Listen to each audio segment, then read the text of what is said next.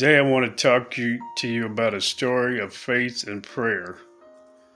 Let me start by saying this is a true story, a factual account. This took place in 1864 in a place called Andersonville during the Civil War. It was a prison camp. The prisoners there were treated horribly. This prison camp was designed for 10,000 prisoners, but there were 26,000 that were crowded in there. During the war, actually 13,000 prisoners died there. It was in horrible conditions. They were crowded together. They weren't given enough to eat. It was just a horrible situation. In fact, it was so bad that the commandant of the prison camp, a man named Henry Weirs, was actually executed after the war.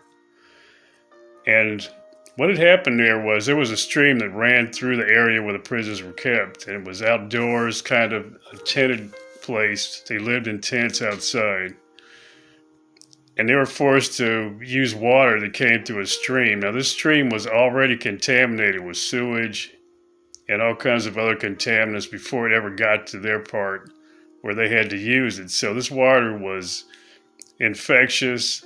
Waterborne illness was there, and that's the reason a lot of these prisoners passed away, was because of that.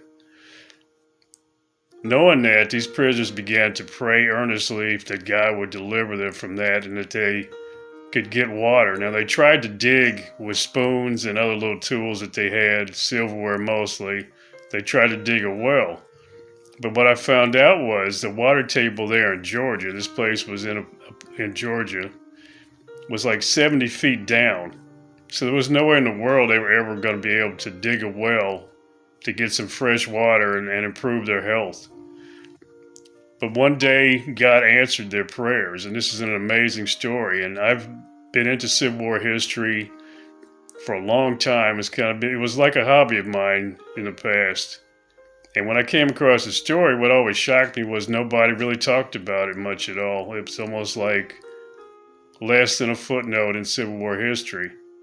But what happened was one night there was a storm, and witnesses there said they saw lightning strike the ground and water sprang up out of there. God answered their prayers and gave them water to drink when the people in the camp would not. Now, why this is very inspirational is that we have to realize God is listening to our prayers. He doesn't always answer them exactly like we want, or maybe exactly when we want. But we should always pray, knowing that God is hearing us and that there's an answer on the way. Later on in 1901, some prisoners from the camp wanted to honor the miracle that God had gave them, and they pushed to put a monument up. And to this day now, the monument is there where Andersonville Prison was, that commemorates this moment where God ended some of their suffering and gave them fresh water to drink.